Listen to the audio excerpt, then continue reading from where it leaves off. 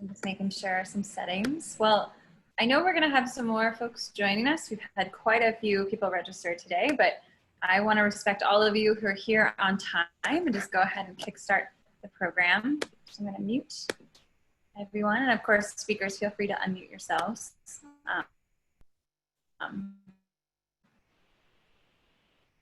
But welcome everyone. It's so nice to see all 133 of you. For those of you who don't know me, I'm Abby King, Assistant Director of Adult Programs here at PAFA. And I'm sorry if I'm a little glitchy. My computer just said my connection is unstable, but hopefully you can hear me okay? Cool. Yeah. Yeah.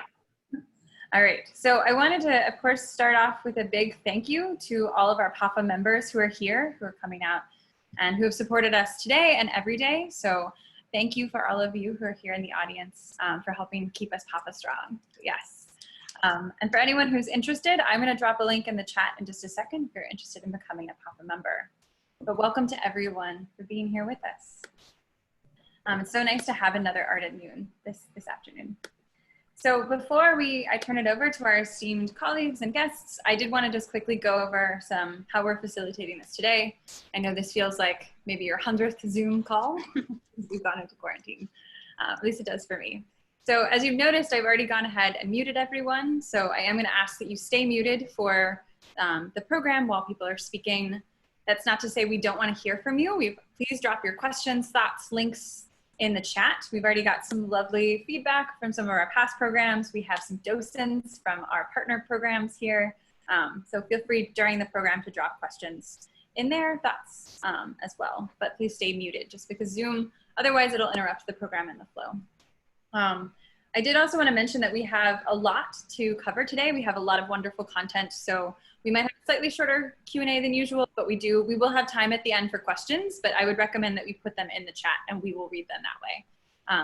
If we do have some time, we can ask some people if you want to virtually raise your hand, but we might just be having questions in the chat this afternoon.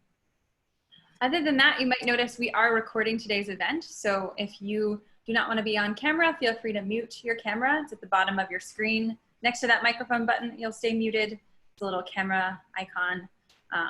That's just if you don't want to be on camera. I will say that most of the time the recordings are just our speakers, but just in case, so you know that that's happening.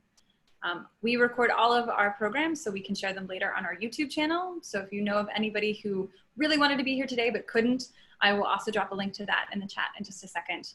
We have a wonderful library now of all the programs we've been doing, so please feel free to check out some of those as well.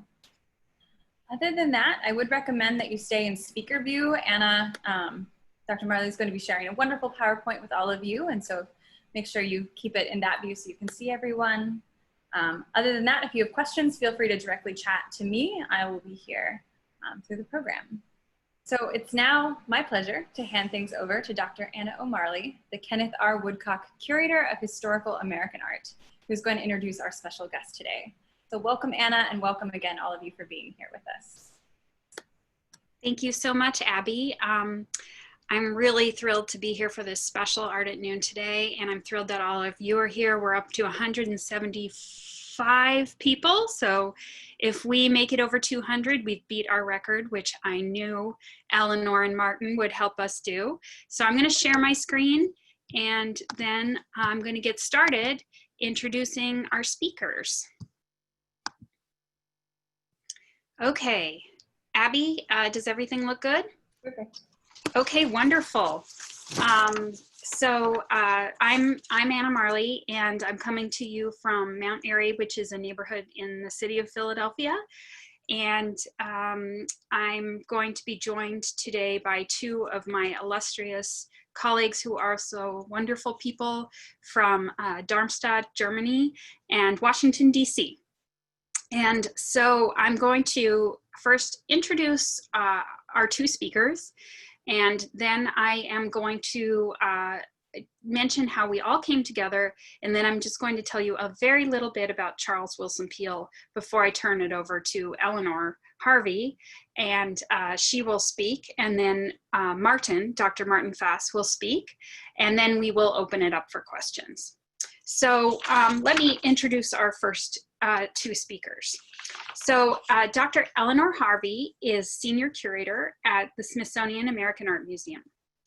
She received her PhD in the history of art from Yale University. She is the curator of Alexander von Humboldt in the United States, Art, Nature, and Culture, and the author of the accompanying catalog, which is just this like little thing here. This beautiful book, which you can order from the Smithsonian or Amazon. And thank you to Eleanor for sending that to me.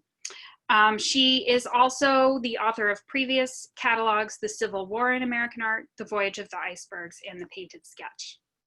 And she was also one of my advisors when I was a fellow at the Smithsonian. And so she has had a hand in helping me be the curator I am today. So thank you, Eleanor.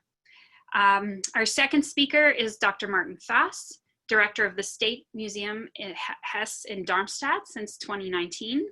He studied at the Philipps University in Marburg and the Freie Universität Berlin, History of Art and German Literature, and he did a PhD on Lionel Feniger and Cubism.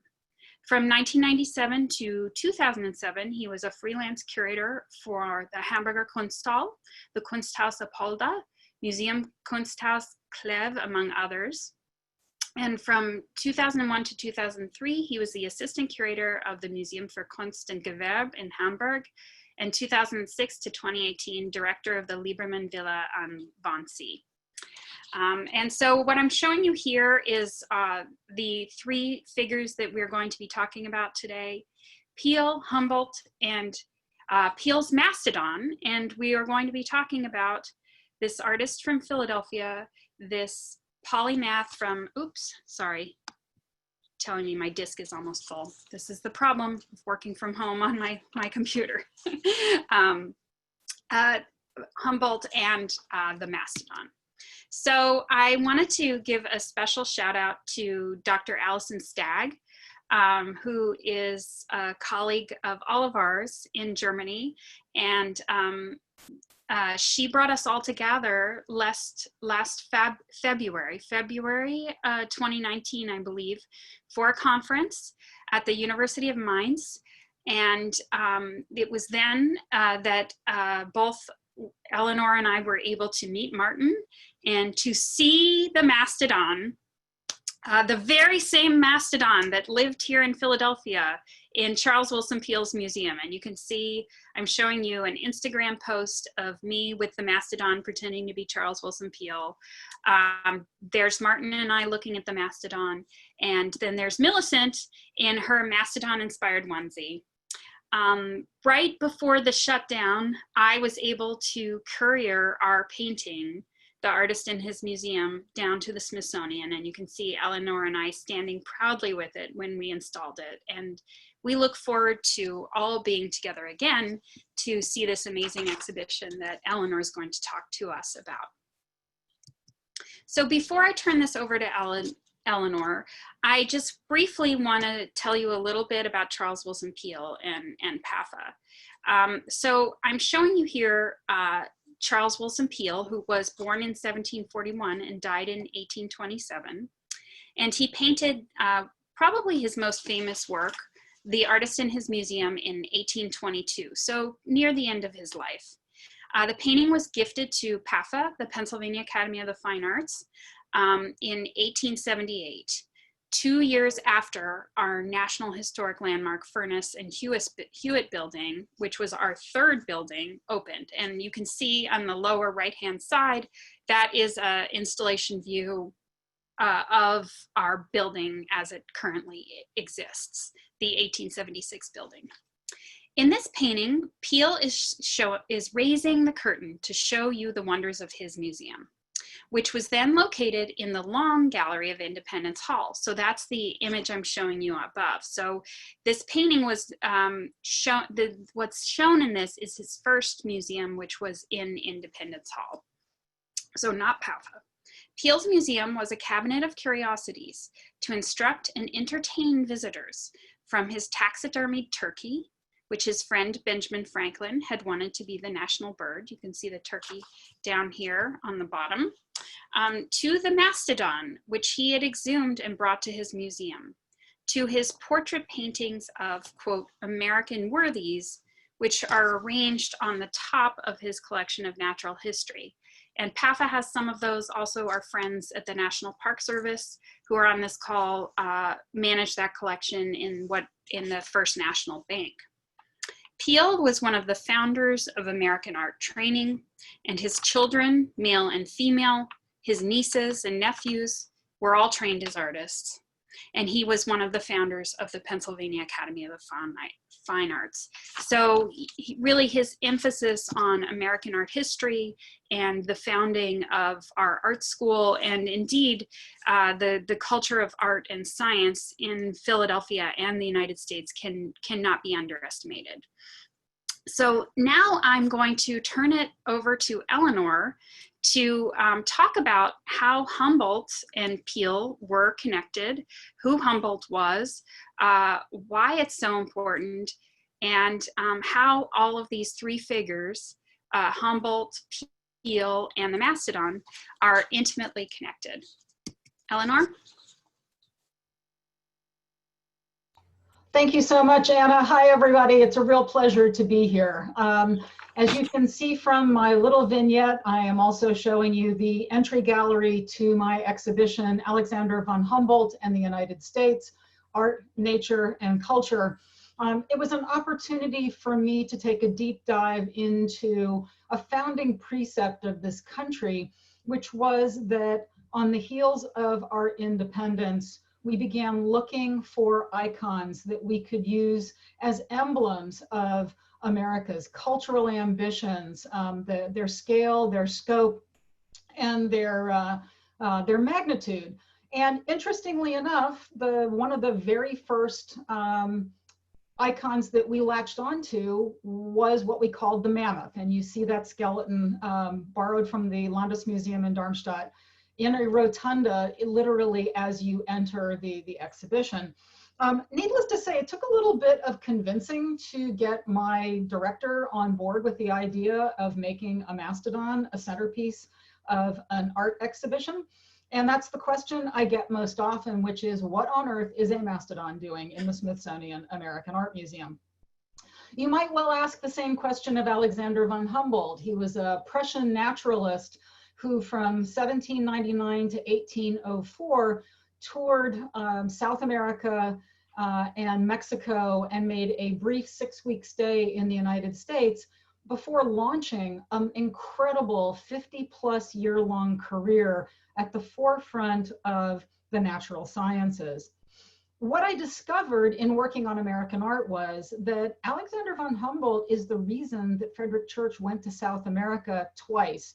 And you can see smack in the middle of this image, Church's Niagara Falls, which is very much a picture that owes a great deal to Alexander von Humboldt, and to the idea of how we switched from icons such as the mammoth or the mastodon to icons like Niagara Falls, Natural Bridge, and eventually the Grand Canyon, Yellowstone, Yosemite, and what would become the entire National Park Service.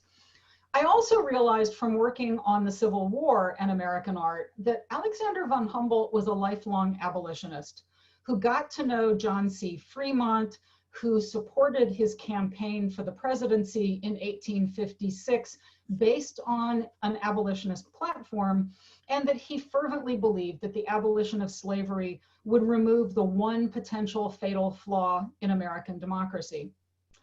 When I began working on this exhibition, I discovered that Humboldt had spent 6 weeks in the United States specifically to meet Thomas Jefferson. And I thought, okay, fine, I have no idea what this exhibit is going to look like, but there are rabbit holes to dive down, and that's where I have spent the better part of the last 6 years. What that culminated in was the realization that the timing of Humboldt's visit, his visit with Jefferson, his friendship with the man who escorted him to meet the president, none other than Charles Willson Peale, was an opportunity to look at how we became a culture invested in nature as emblems of our cultural ambitions. So what we're going to do today is not really focus on that part. We're going to focus on the mammoth part, because there's a lot of push to use that mammoth as an emblem for all of us. Anna, can I have the next slide, please? What you see here is the wall immediately to the right of the Mastodon. And what you've got is Peale's Artist in the Museum anchoring the wall, along with the exhumation of the Mastodon flanking it on the left, and portraits of President Thomas Jefferson and the young Baron von Humboldt on the right. These are the people who are involved in the opening gallery, what I kind of affectionately call splashdown. This is when Humboldt comes to the United States. He's worried that he's not important enough to meet the president, so he writes him an incredibly flattering letter in which he makes a couple of things clear. He says in his letter, "I've read your notes on the state of Virginia. I believe that you are right, that America has these amazing prospects, and most of them are grounded not so much in what you're going to build on the ground, but what's already here." He says, "I admire the fact that you're a people committed to the concept of freedom." And he says, "It seemed to me it was time for me to witness the spectacle of a people worthy of a great future." Needless to say, Jefferson welcomes him to Washington, and the man who gets to bring him there is Charles Willson Peale. Now, this is after Peale has taken Humboldt through his museum. So Humboldt has seen the way Peale is using natural history to teach civics, to talk about what's here, under the water, on the land, the Native American cultures that are already here, the gallery of luminaries. And that portrait of Humboldt that you see in between the Mastodon's hind legs, that one hung in Peale's gallery, as did a portrait of Thomas Jefferson. So you get this sense that Peale has already kind of adopted Humboldt for us. Can I have the next slide? So here we have Thomas Jefferson at age 65 and Humboldt at about age 35, which is the age at which the two men met. And I think what's important about this is this forges a lifelong friendship between the two men. Humboldt and Jefferson will continue to correspond until Jefferson's death in 1826, the year before Peale dies in 1827. During that time, they will advocate for each other. They will decry the excesses of Napoleonic imperial France. They will push the idea of American democracy.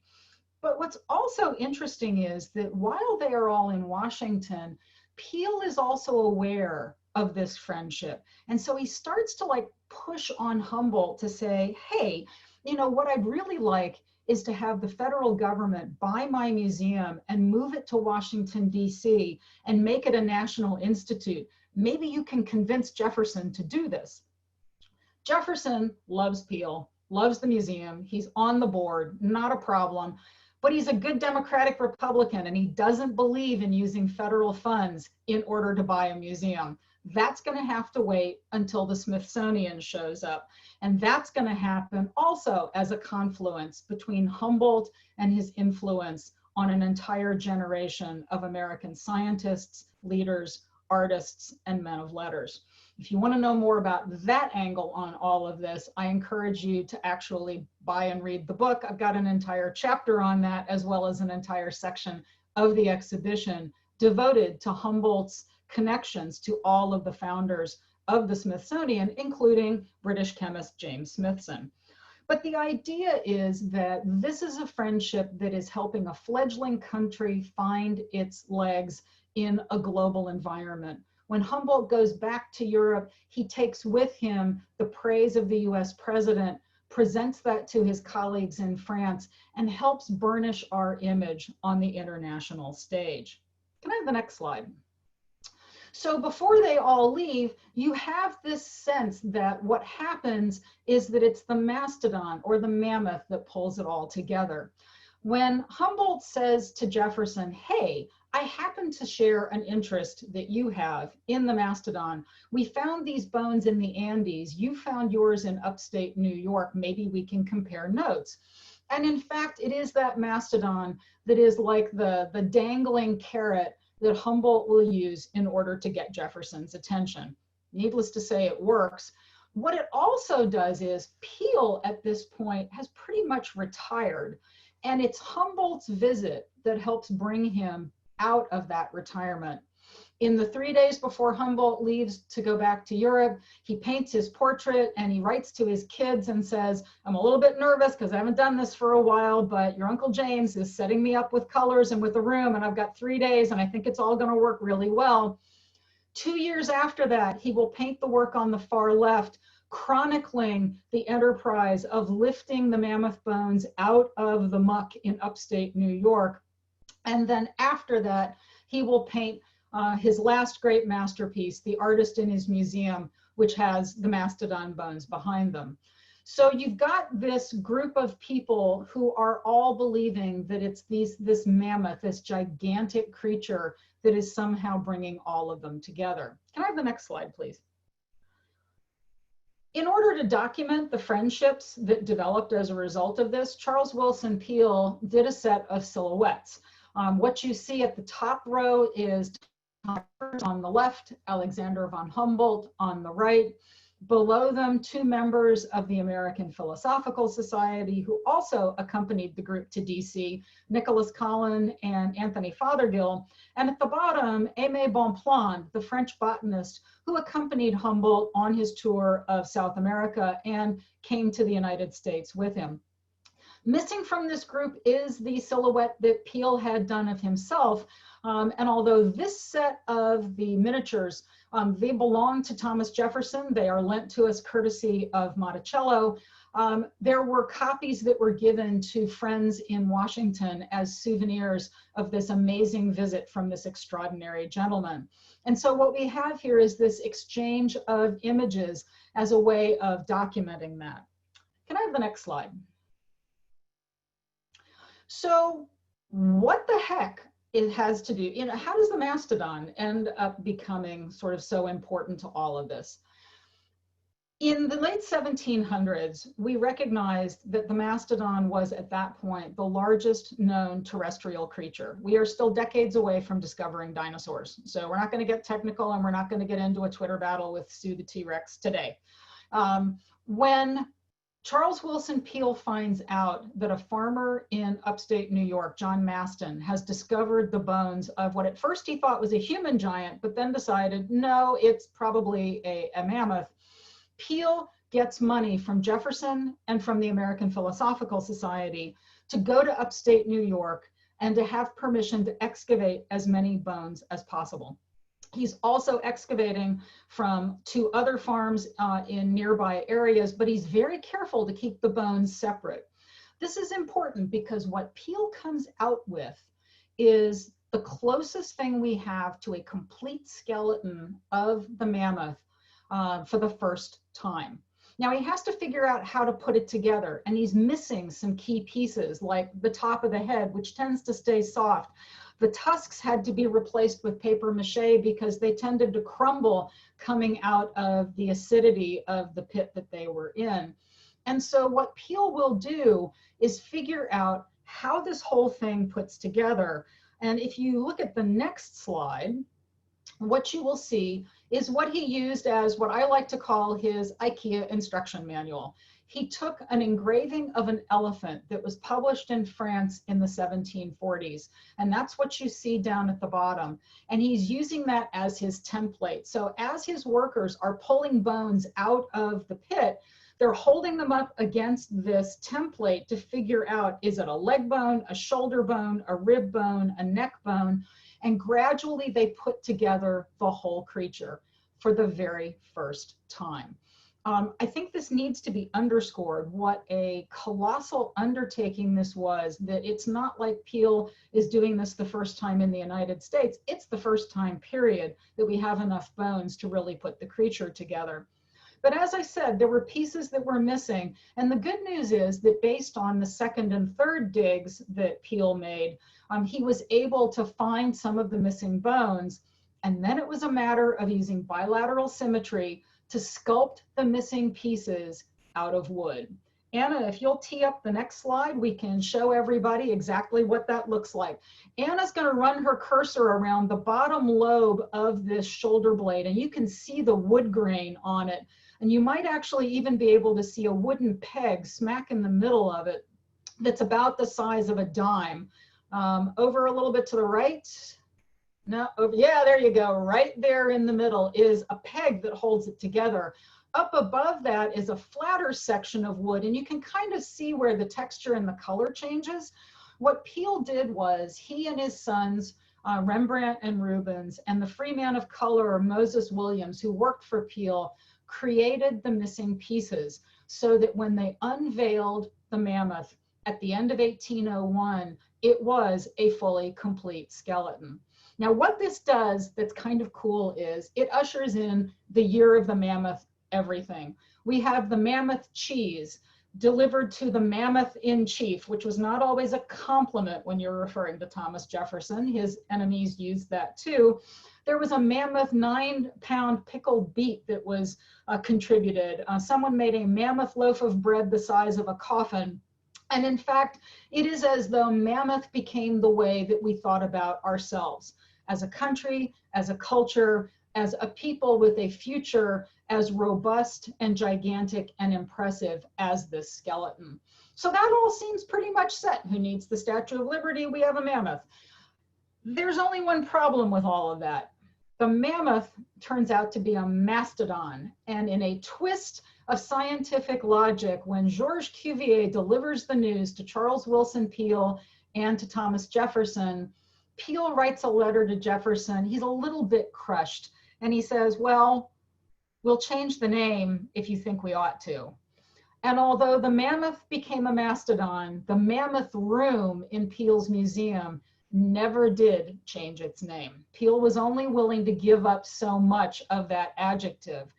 But as a result, it behooved us to try to figure out how to tie our fortunes to big, impressive features that could carry the name mammoth, like the mammoth trees in Yosemite, or mammoth scale things like Mammoth Cave in Kentucky.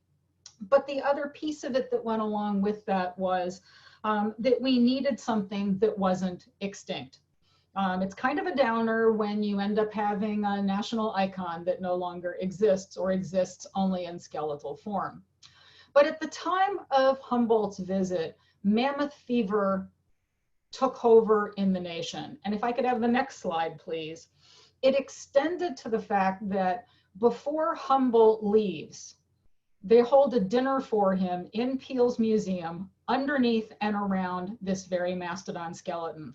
Now I can tell you, as can Martin, that when this skeleton is fully installed, you can fit a foretop underneath that table with no difficulty to seat that. They obviously had more people than that in the dinner celebrating Humboldt and the mammoth, but we wanted to be able to create a starting point in the museum that made you understand that at the country's beginning, at its founding, that we found this thing that seemed appropriately magnificent for what our aspirations were as a new country, that we were given the good housekeeping seal of approval by a man who would become the leading scientist and public figure of his day, that he became friends with our third president, he became friends with the leader of America's first major museum, that he would become the inspiration for the Smithsonian Institution, and that in order to do this, this dinner, this celebratory send-off for him right after the 4th of July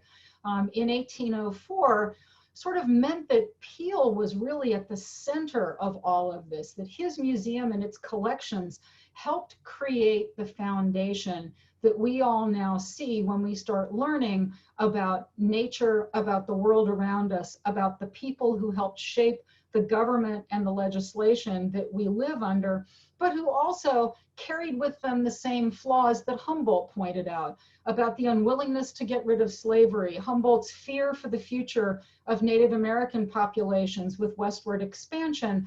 The things that were baked into the American experiment were things that Humboldt also flagged. And so his praise for us also carried with it an admonition, a need for us to live up to those ideals, to live up to those ambitions. And he never lost faith in our ability to do that, despite the hiccups along the way. Could I have the next slide, please? Charles Willson Peale also felt a real career boost from having Humboldt visit. And these two paintings really tell that story about the exhumation, the idea of how American ingenuity fits into the idea of how do you get bones out of a waterlogged pit? Well, you set up what looks like a gerbil wheel with a set of buckets that lift the water out, where your kids are actually providing the power for it, that everyone you care about is situated around the rim, that every bone that's lifted up is a new addition to our knowledge of the world around us. And then Peale being able to show off what you do with that knowledge. And to me, these paintings are a testament to the power of curiosity, ingenuity, resilience, and intellectual curiosity that help frame the way I got into this field. It helps frame the way the Smithsonian operates, and it really creates the launching point for an exhibition that really then runs with that rocket boost that Humboldt gave us in order to understand how his arrival, how the discovery of the mammoth, how the creation of a national identity all start to develop in tandem with this visit of 1804, with the Louisiana Purchase, with Humboldt's interest in what lies west of the Appalachian mountain chain, and his insatiable curiosity for knowing as much as he can about as much as he can. The reason the catalog is so big is because it's kind of hard to shut off that faucet, and it kind of turned into a fire hose. But it was an opportunity to really bring together art, science, history, politics, and literature in a way that made it make sense how we construct the identity that we have today. What I can't really get into, and that's the reason it's so important to have Martin here, is how this mastodon ever ended up leaving the United States and landing in Germany. So that in 2019, when I was looking for a mastodon, I did not realize that I was going to end up with the mastodon in this exhibition. When I went to Germany to meet with Martin and to talk about this, I assumed the answer would be, are you crazy? And instead, the reception that I received was, how do we make this work? It was a Humboldtian enterprise. It was a collaborative joy. And we can't wait to be able to open up the galleries to let all of you see what is waiting, literally turnkey for your arrival at the appropriate moment. So Martin, I want to hand this off to you and give you an opportunity to give us the rest of the story. Eleanor, I just want to thank you so much for that. And this was our triumphant Charles Willson Peale moment when we actually got the painting in the building at the Smithsonian, which was its own feat because it was in a very large crate. A mammoth-sized crate. A mammoth-sized crate, and the ingenuity of the preparators and the designers at the Smithsonian was remarkable. It's a little stressful, but remarkable. It took about 15 people to put up the mastodon. It took about 8 or 9 of us to put up this painting. So yes. Yeah, it was definitely an order of magnitude beyond what we normally have to do. And you know, Eleanor, as you were just saying, 1804 was when Humboldt visited. 1805 is when PAFA is founded.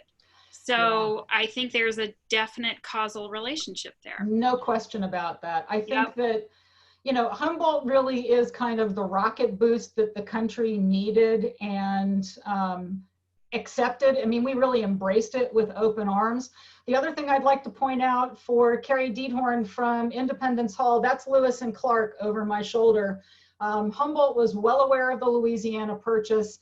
He was frustrated that he missed meeting Lewis and Clark by only a matter of a couple of weeks, and he was already scheming about how to go back and redo their measurements because he was worried they didn't have the right equipment with them.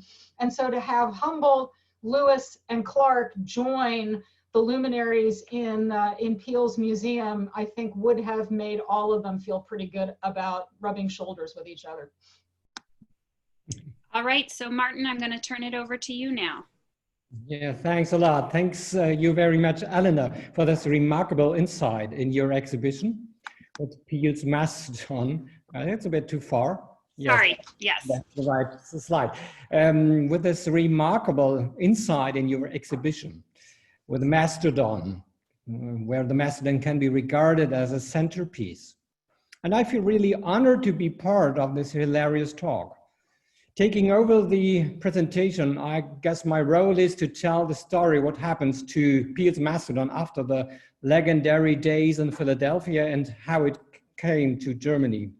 Because today, Peale's Mastodon is housed in the collection of the State Museum of Hesse, Darmstadt, a former residential city in the south of Frankfurt. You see it on the right.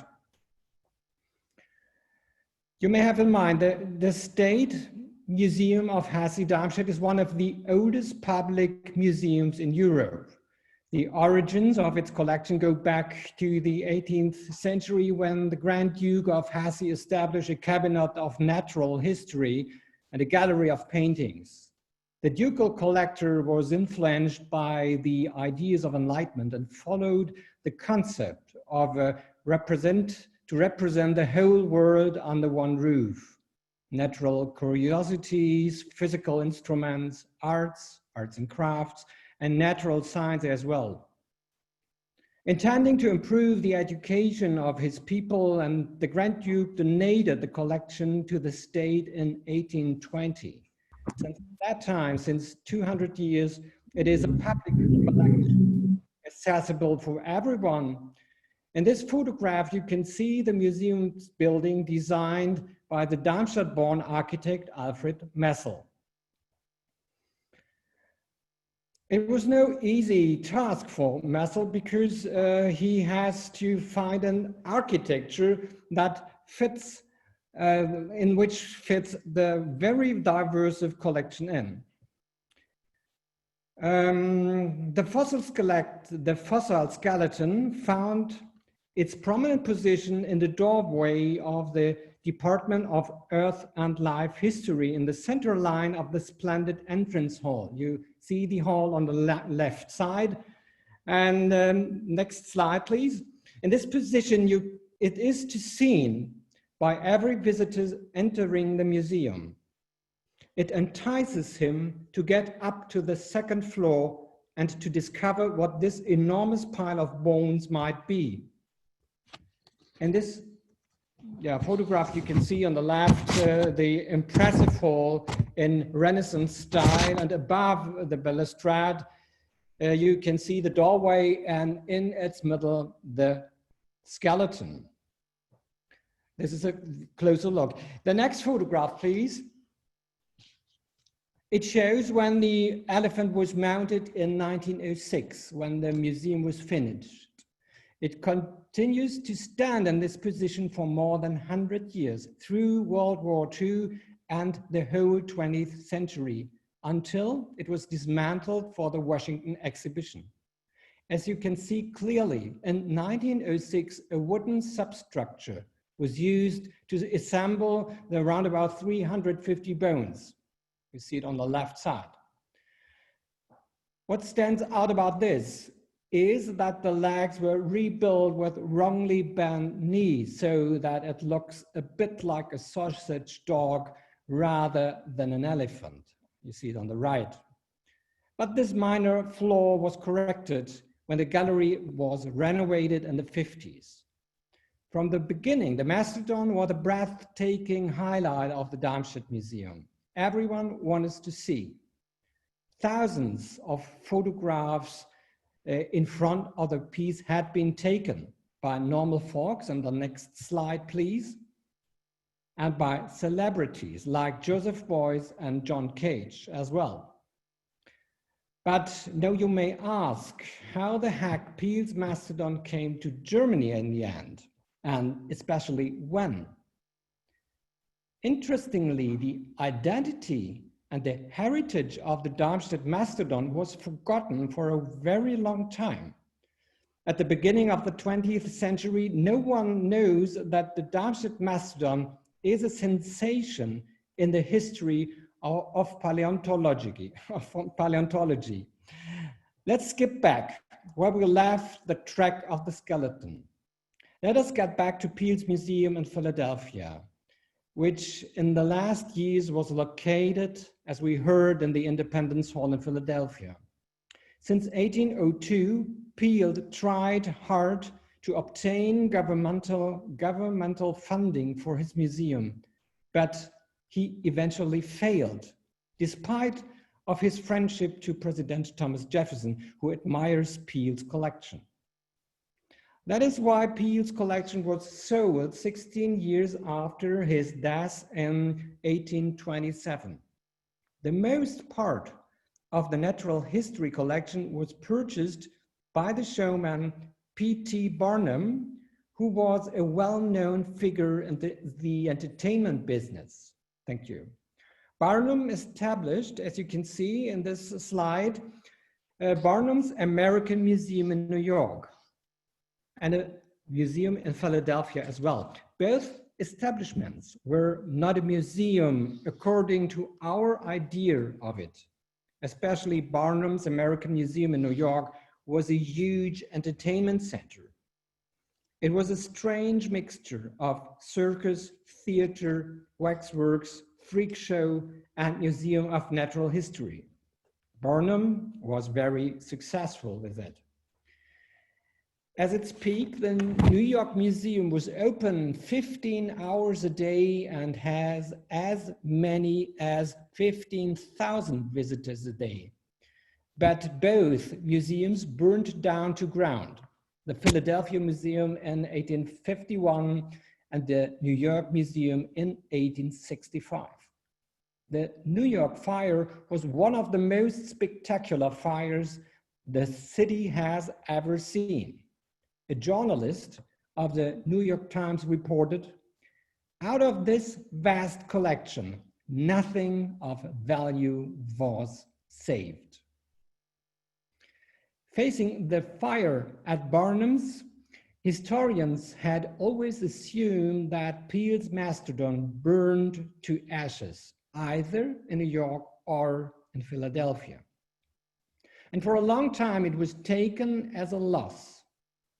Actually, it took around about 90 years until this assumption could be corrected. It was in 1954 when the curator of the Darmstadt Museum, Heinz Tubin, found a document. The next slide, please. It is to see on the left side, found a document in the State Archive of Hesse that provide evidence. It made clear that Peale's Mastodon had not been destroyed in the fire, but instead found its way to Europe and remained well preserved in the State Museum of Hesse. The document I'm talking about is a handwritten report and tells the whole story of how the Mastodon came to Darmstadt.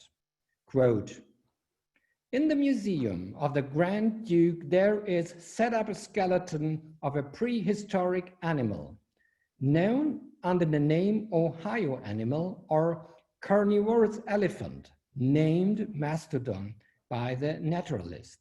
This skeleton came from North America, was originally set up in Peale's Museum in Philadelphia. Heureka. This document is from around the 1880. Long before the tragical fires in Philadelphia and New York, the Mastodon went to Europe around 1848. Barnum wanted to make money out of the skeleton and sent it to Paris. Unfortunately, it was the wrong time to make big business in Paris. No one was interested in the skeleton because of the insecure political situation after the February 1848 revolution. After this failure, Barnum's salesman turned to London hoping for a better result. There the Mastodon was offered for £24,000 to the British Museum.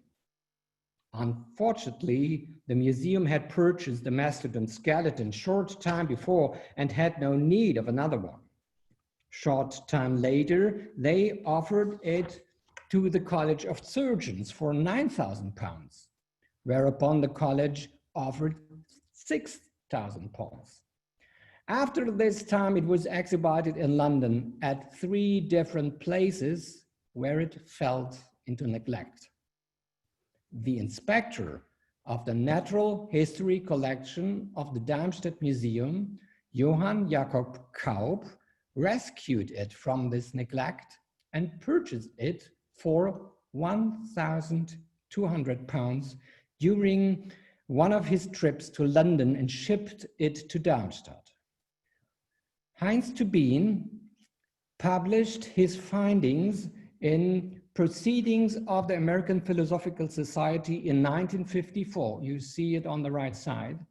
Since that time, everyone saw the Darmstadt Mastodon in a different light. It was not just any mastodon, it was the first essential complete mastodon discovered, the first of any kind to be mounted in America, and among the first, probably the second in the world related to the early times of the US history. Tubin's finding makes it even more spectacular than it already was, especially for American visitors to Darmstadt. Among others, next slide please, members of the US forces during their service in Germany came to see it. Two are to seen in the photograph published in the American military newspaper Stars and Stripes. American historians and naturalists came as well. And interestingly, it was an American colleague, it was your, Eleanor, that got in contact with me about the Mastodon first when I was appointed to the new director of the museum.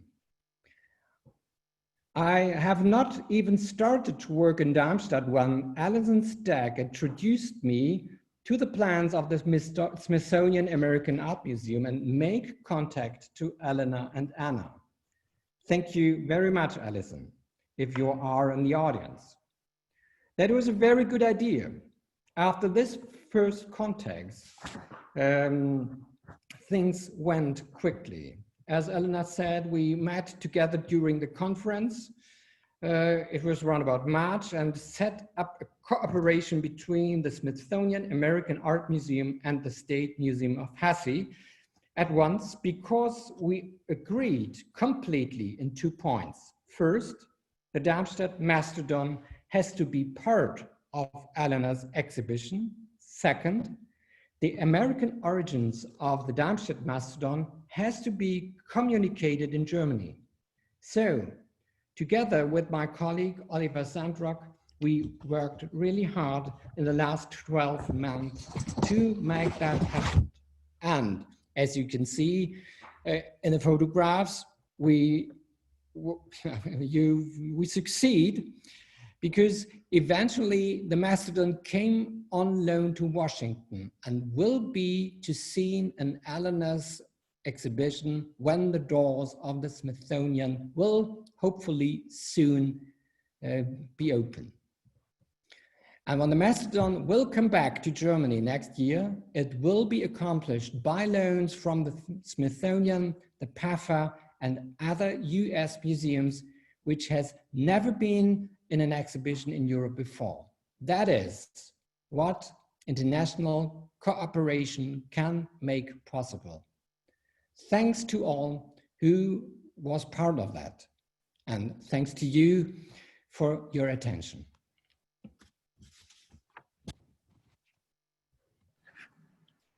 Lovely. Thank you so much, Martin.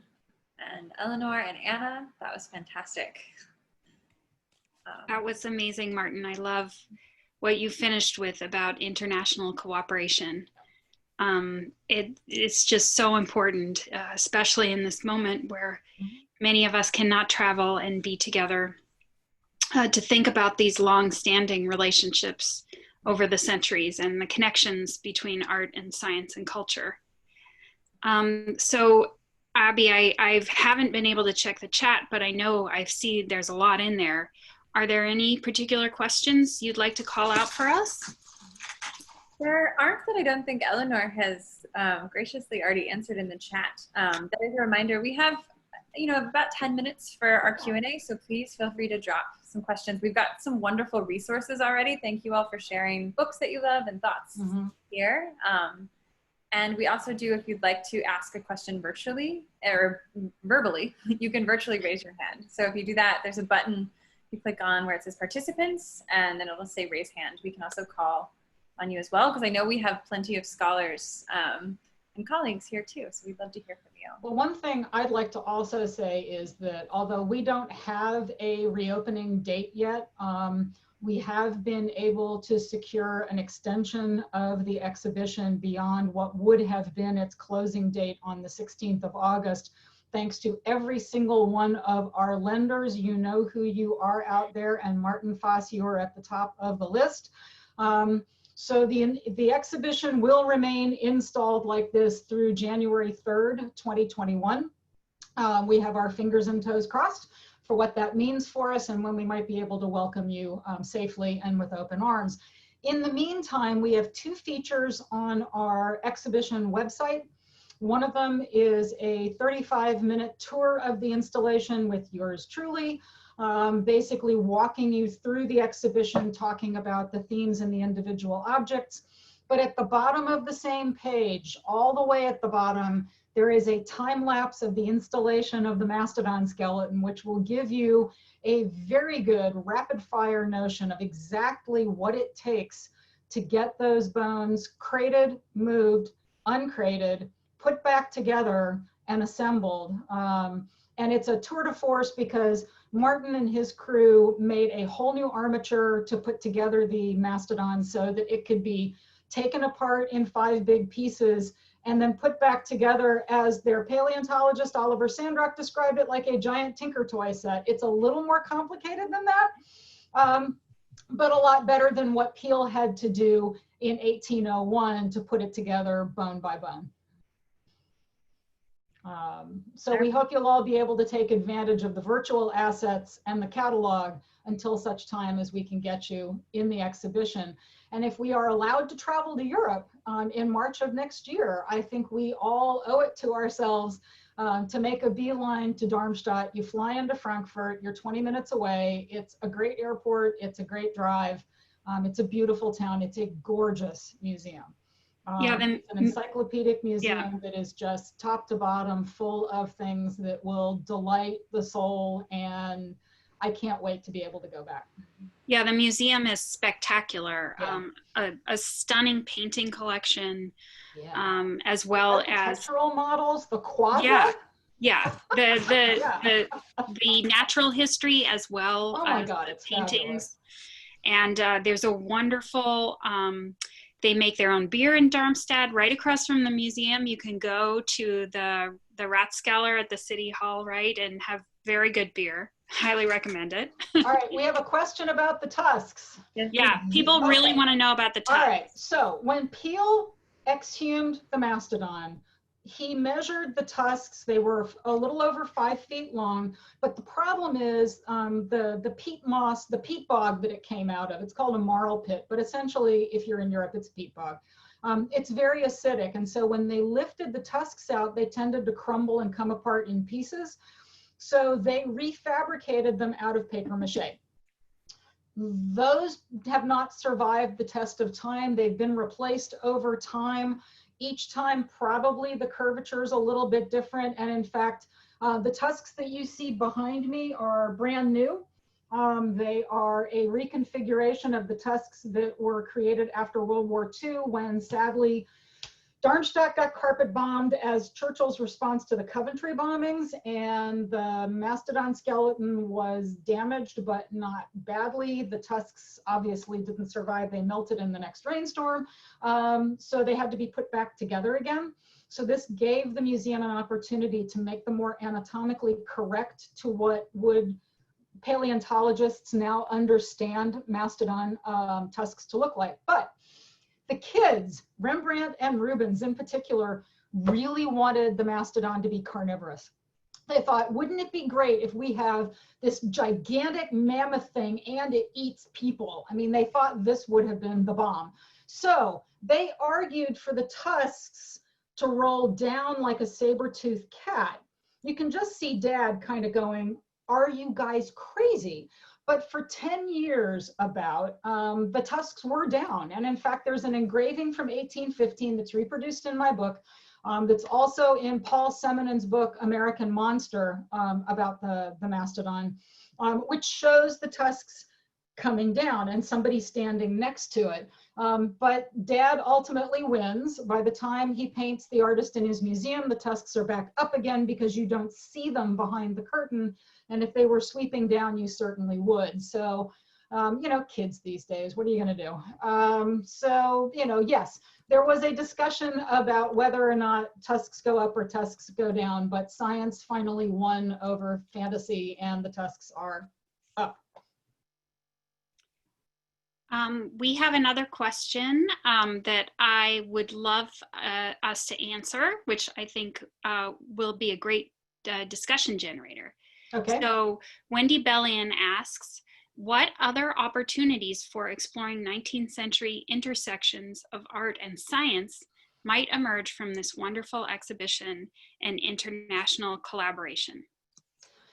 I mean, the easy one to really look at is the intersection between art and literature and the promotion of a wilderness aesthetic. There is no question that since James Fenimore Cooper and Washington Irving became close friends with Humboldt when they were all in Paris together, along with Horatio Greenough and Samuel F.B. Morse, there's a lot more to do with that generation of artists and the formation of sort of frontier narratives, whether it's a tour on the prairies by Irving or the Leatherstocking Tales by Cooper, which were written in Paris, by the way, while they were all looking over the long expedition report with Humboldt. The intersection of America's expedition documents and how that bleeds into the public consciousness, and then how artists end up using those narratives, is understudied. That to me is kind of a first one. We need to grapple with the Haitian Revolution. The reason that Humboldt is going, yay, Haiti, and Jefferson is going, oh my God, Haiti, is something that most of us aren't taught in school. But the Pan-Caribbean trade that goes on between the southern colonies and later the southern states, Cuba, Hispaniola, which is, you know, Haiti and Saint-Domingue, and the northern countries around Mexico and Latin America, we just don't know as much about that as we do about New England. And we need to put the 18th and early 19th century back into balance. And Wendy, your kids are knocking it out of the park on that. So thank you very much for being one of the sources of inspiring your students to tackle that aspect of American culture. But you know, in the other book that would be really good for that, Laura Dassau-Walls, who teaches at Notre Dame, wrote a book called Passage to Cosmos, which specifically looks at the connections between literature and Humboldt and American nature. It was a formative book for me. She's a wonderful speaker if you ever have a chance to hear her, but her connections between nature and culture in early America, I think, are really important to be able to expand on what we're talking about here. I wonder if, Martin, you might answer that from a European perspective, and particularly the connections that you hope to draw out when you do the exhibition in Darmstadt. Yeah, it was very interesting for me to see how close the connection between Europe and the early American history was that time, and that yeah, we are really today we are not aware of the fact that this international exchange was real that time. Mm-hmm. It was very interesting for me to see, and I guess that's very interesting for everyone, that there was a very intensive correspondence between Philadelphia and Paris, for example. Mm-hmm. In Paris, there was the specialists of this species, and yeah, the guys from Philadelphia wrote letters to Paris and asked for hints, for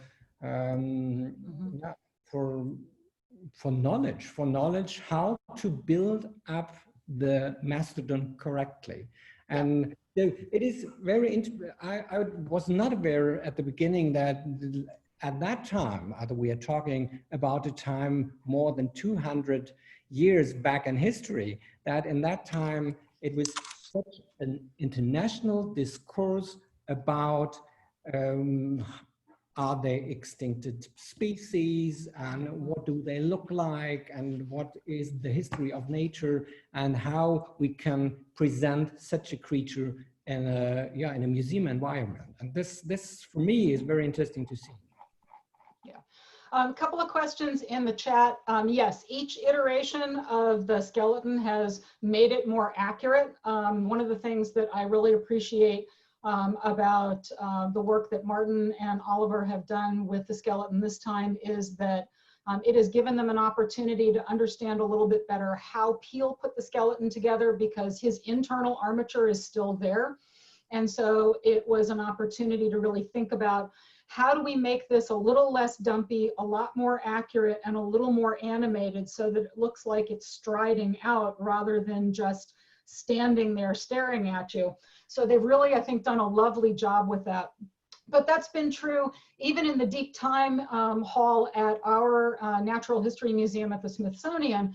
Being able to take apart every dinosaur skeleton, every Ice Age fossil skeleton, and put it back together again was an opportunity to update the science.